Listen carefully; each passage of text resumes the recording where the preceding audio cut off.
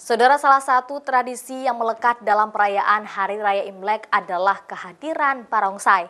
Selain sebagai pertunjukan seni yang menghibur, kehadiran barongsai ke rumah warga Tionghoa juga mempunyai arti tersendiri. Selain dapat mengusir aura negatif, kehadiran mereka juga untuk mendapatkan keberuntungan. Tradisi barongsai dalam perayaan Tahun Baru Imlek menjadi tradisi wajib bagi seluruh warga Tionghoa. Selain menjadi tontonan yang menghibur, kehadiran barongsai dalam perayaan Imlek juga menjadi keberuntungan kepada pemilik rumah atau usaha.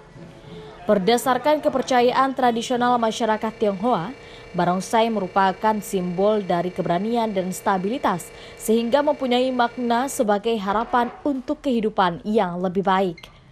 Barongsai dipertunjukkan juga sebagai pengingat keberkahan dan pelindungan dari nasib buruk.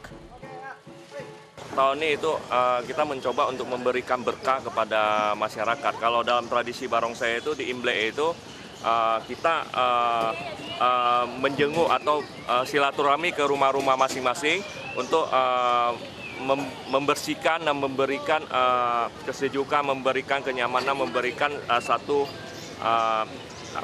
rezeki bagi masyarakat gitu.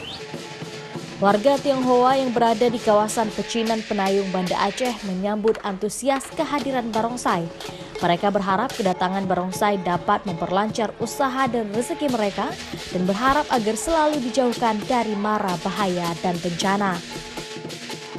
Ya, untuk ini memperingati tradisi kita, enggaklah semua, semoga sehat-sehat dalam keluarga kita gitu. Semoga negara kita aman.